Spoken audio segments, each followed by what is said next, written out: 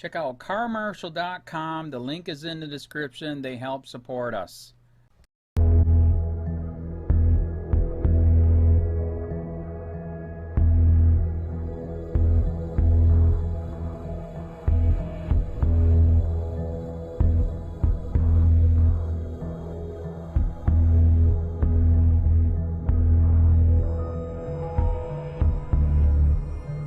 He was like, oh, she's don't want to follow directions. She's resisting.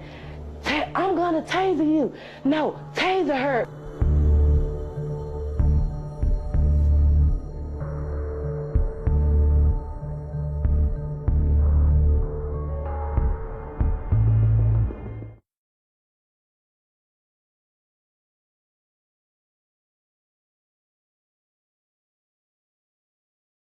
Watch, cops taser innocent woman in a wheelchair for filming and none of them were fired. For filming the police, an innocent disabled woman in a wheelchair was tasered, thrown to the ground, handcuffed, tasered again, and then wrongly arrested. By Matt Agarist, February 28, 2018.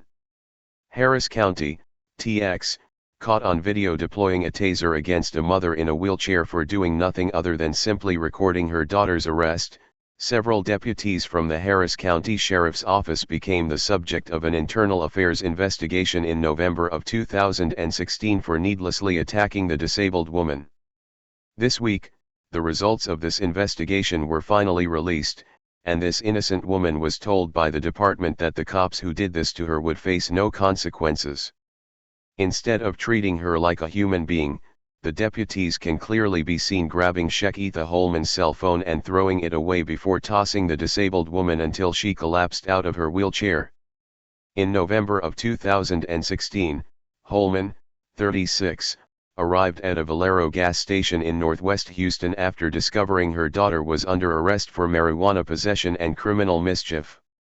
A surveillance camera recorded Holman in her wheelchair as she filmed her daughter's arrest with her cell phone camera. I was taking pictures of them, and he was like, just leave the property, you're trespassing. They don't want you here, Holman told Co. I was like, I'm trying to leave. I can't take off running, but I'm trying to leave, Holman recalled. Oh, you're resisting. I was like, I'm not resisting. That's when I had my hands up like this. Despite the fact that Holman appears non-threatening in the video, a deputy can be seen abruptly snatching the phone out her hand before immediately tossing it away. Instead of using her cell phone footage as potential evidence against Holman or her daughter, the deputy appears to be obstructing justice by attempting to destroy evidence during an open investigation.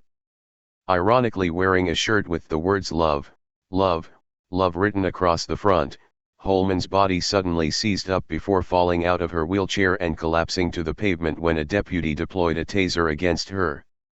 After repeatedly telling deputies that she was physically unable to comfortably place both arms behind her injured back, Holman dropped to the ground as deputies ignored her medical concerns. Due to several years of severe back injuries, including back surgery and a hit-and-run accident, Holman relies upon a wheelchair and cannot understand why the arresting deputies felt excessive force was necessary against a disabled woman posing no actual threat. What's more, Holman says that even after the paraplegic woman was on the ground in handcuffs, they tasered her again. When I came to, I was like face down or whatever, and my leg was underneath me, Holman remembered. They still was tossing me, man. That's wrong. Holman was then arrested and charged with resisting arrest and trespassing. However, because the charges had no merit, they were all dropped. Then, you just send me a letter in the mail 2 years later. Oh, well, nothing is going to happen to them. They ain't suspended. They can still work. They can still go out and do this to someone else, she said. In an interview with ABC 13 at the time, Holman asserted, I feel like the officers used the law to abuse a disabled person who can't fight back. I think they should be punished. Sadly, however, that will not be the case. As ABC 13 reports, the letter, received Monday, informed Holman that, after an investigation, the complaint she filed against the 5 deputies was not sustained and no further action will be taken. HCSO spokesman Jason Spencer explained further. This incident was investigated by the Internal Affairs Bureau and presented to the Administrative Disciplinary Committee for consideration, Spencer said. The committee did not sustain the complainant's allegation of excessive force. Watch police attack the innocent woman in a wheelchair in the video below and see for yourself if there was no excessive force.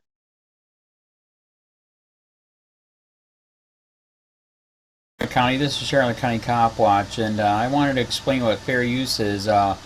You can use pieces of news articles if you're doing it for news reporting, you have commentary, and you're doing it for education purposes. So that's what fair use is, as you can see right here. Another reason why I wanted to make this video is to let you know I have just joined with Patreon. A nice thing with Patreon, I make no money on YouTube. They took the money away years ago, and so this is another way to give, and it's a nice thing too because you can give monthly. You can give $1, $5, $10, whatever. I do 4 to 5 hours a day on trying to wake the sheeple up on how corrupt it is and different ways that you can fight the corruption. So Patreon is a way that you can do it, and then of course the old way is still there. Donate to Charlotte County Cop Watch with PayPal or credit card. So keep that in mind. 4 to 5 hours a day. I make no money, but the corruption happened to me and I'm sick of it, so I'm trying to wake people up. But my wife would love it if some, if we could get some help out there. There's 47,000 subscribers. Just think if each one of you subscribers just gave a, let's say, actually, yes, $1 a month. 47,000 subscribers gave $1 a month.